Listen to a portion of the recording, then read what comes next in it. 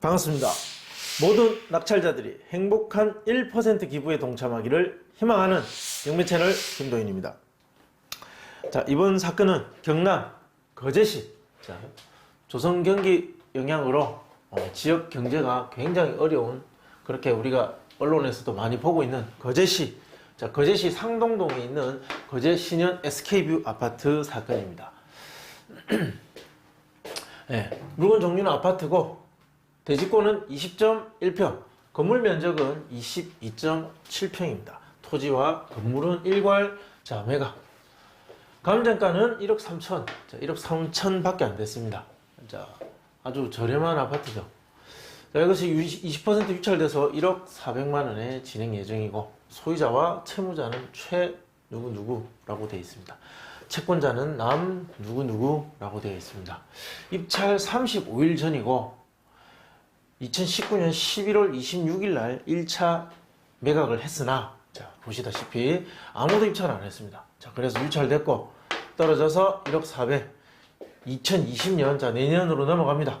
드디어 2020년 1월 21일 날 1억 400에 진행 예정에 있습니다. 어떻게 생긴 아파트인지 한번 보겠습니다. SK뷰, 지역마다 차이는 있지만 SK뷰 아파트는 SK건설이 지은 다 대부분 인기 있는 아파트들이 많죠. 이렇게 생겼습니다. 이렇게 공동 출입구 현관문이고, 멀쩡하게 생겼고, 건축된 지 그렇게 오래 되지 않은 개별 세대 출입구, 오래되지 않은 깨끗한 아파트로 보입니다.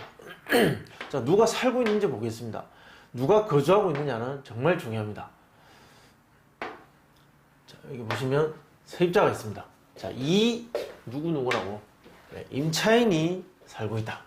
임차인이 살고 있는데 전입일자가 2016년 3월 23일, 그리고 그날 또 확정일자를 받았네요. 배당 요구도 했고요. 그 금액이 1억 8천이다. 대항력이 있다라고 되어 있습니다. 대항력이 있는지 한번 확인해 보겠습니다.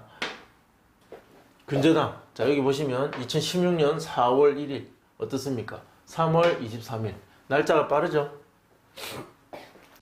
4월 21일, 3월 23일, 약 8일 정도 더 빠르죠.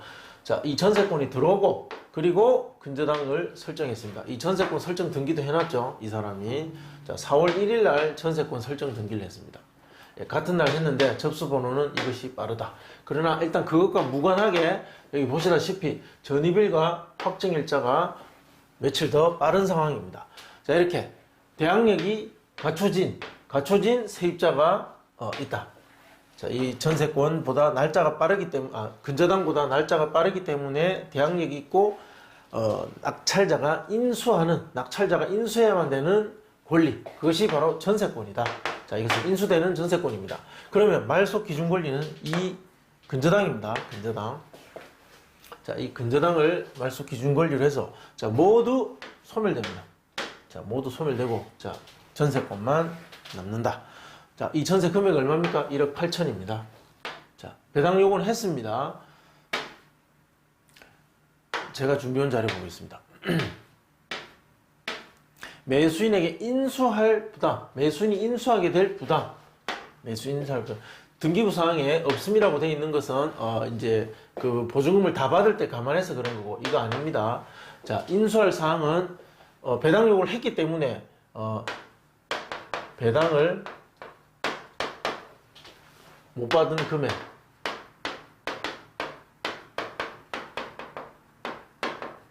누구의? 전세권자의 선순위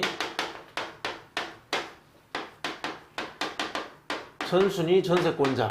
이 선순위 전세권자가 배당을 못 받는 금액, 그 금액은 인수사항입니다. 인수사항입니다. 관리비는 사실 반드시 조사해야 될 의미는 없습니다. 왜냐하면 결국은 이 전세 보증금의 일부를 다 못 받게 될 것이고, 결국은 낙찰자가 인수하게 됩니다. 낙찰자가 인수하게 됩니다. 그렇기 때문에 이 관리비 연체 금액은 사실 의미가 없습니다. 그렇지만 확인 정도는 해볼 수 있겠죠. 확인 정도는. 공과금 확인도 마찬가지입니다. 의미가 없습니다. 뒤에 제가 설명을 드리겠지만 이 선순위 전세권자 분석조차도 사실은 큰 의미가 없다. 이유는 아무도 낙찰을 받지 못할 거기 때문입니다. 자, 제가 지금 분석하고 있는 이 분석은 누구의 시각에서, 누구의 입장에서 이 전체 이들의 분쟁의 판을 이 경매가 나와서 이렇게 지금 경매로 소유권이 바뀌고 그것을 산 사람이 이것을 이제 점유권을 해결하기 위해서 이제 다툼이 이루어질 건데 이 제가 지금 설명드리는 이 분석이 낙찰자 입장에서 모든 것을 바라보는 시각입니다. 그러나 중요한 건 낙찰자는 제가 지금 말씀드리는 이런 일반적인 낙찰자, 이 전세권자와 무관한 다른 타인 낙찰자는 없을 겁니다.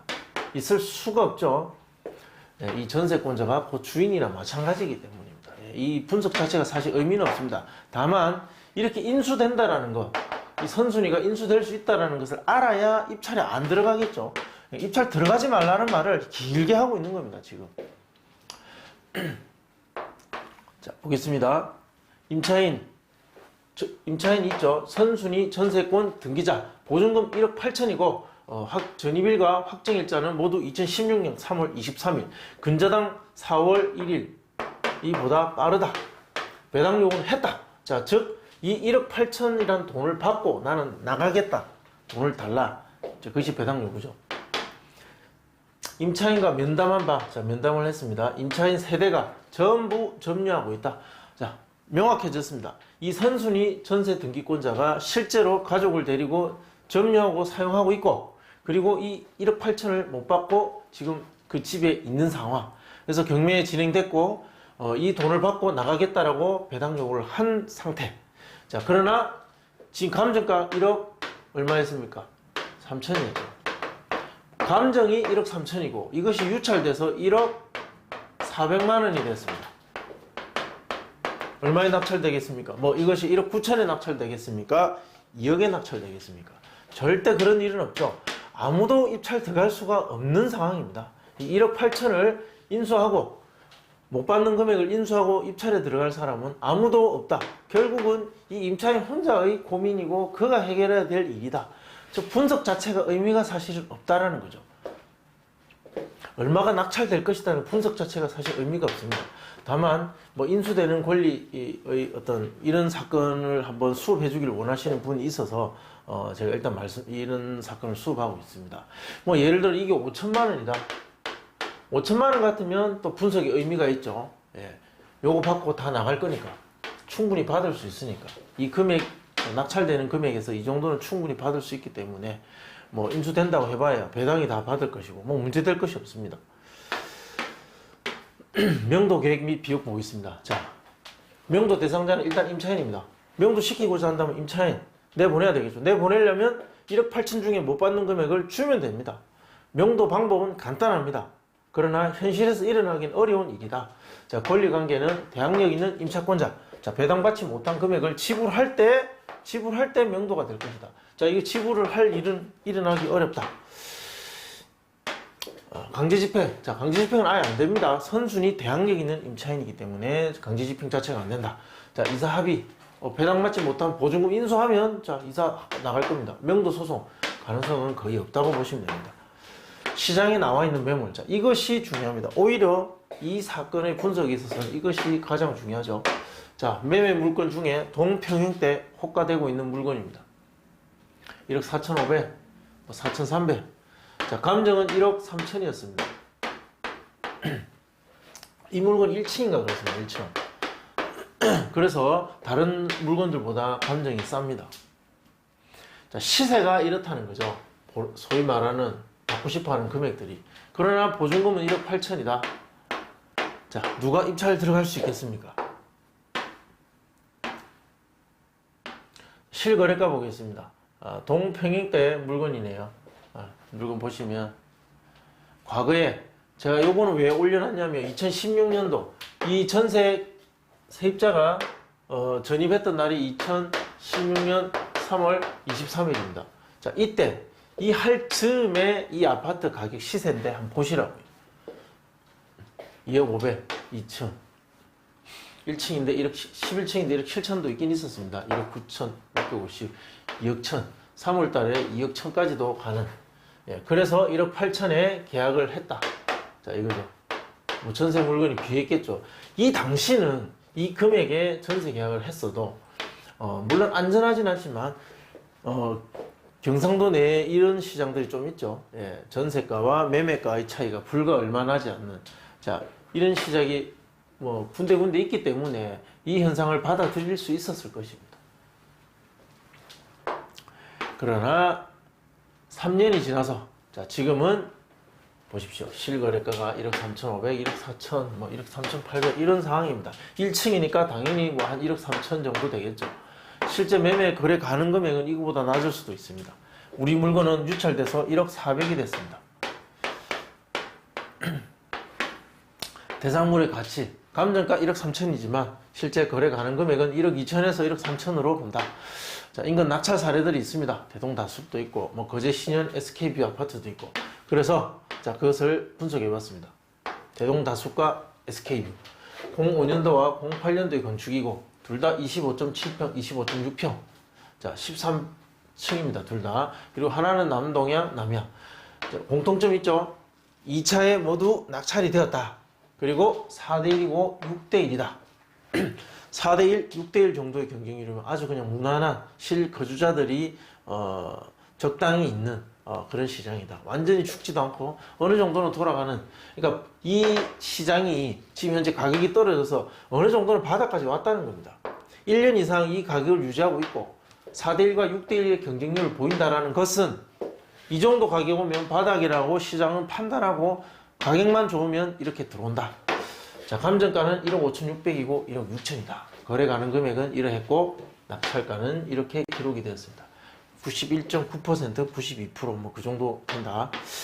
이제 그렇게 보시면 되고, 하한가 1억 2천을 이 가중 평균에 적용하면 1억 1,200 정도 됩니다. 자, 상한가 적용하면 1억 2천 정도 됩니다. 그럼 1억 1,000에서 자, 1억 2천 정도. 자, 이건 무엇이냐? 정상적인 인수되는 권리가 아닌 경우에는 이 정도 금액 안에서 낙찰되는 것이 가장 일반적인 모습이다. 그러나 인수돼야 될 권리가 1억 8천이 있다. 이것을 인수해야 된다는 거죠. 낙찰받고 이 금액, 낙찰 대금을 이 사람이 가져가고, 만약에 1억 1천에 낙찰됐다 가정해 볼게요. 그럼 1억 8천이 1억 1천을 가져가고 그러면 7천이 남습니다. 이 7천을 낙찰자는 인수해야 된다. 즉 1억 1천 입찰했는데 7천만 원 나중에 또 내줘야 된다. 실제로는 1억 8천에 사는 것과 똑같다라는 거죠. 누가 사겠습니까? 다른 매물들은 1억, 뭐 로열층도 1억 4천, 1억 3,800이면 되는데 이 금액을 주고 살 사람은 대한민국에 없습니다. 이것을 살 수 있는 사람은 이 전세권자밖에 없다. 자, 인수되는 권리들은 낙찰가 분석에 의미가 없는 경우가 많습니다. 어쨌든 결론은 저런 물건은 들어가서는 안 된다. 결국은 저 집은 전세권자의 집이나 마찬가지다. 자, 그렇게 받아들이시면, 그렇게 이해하시면 됩니다. 네, 시청해 주셔서 고맙습니다. 네, 궁금하신 내용은 또 댓글로 남겨주시면 친절하게 답변해 드리겠습니다. 감사합니다.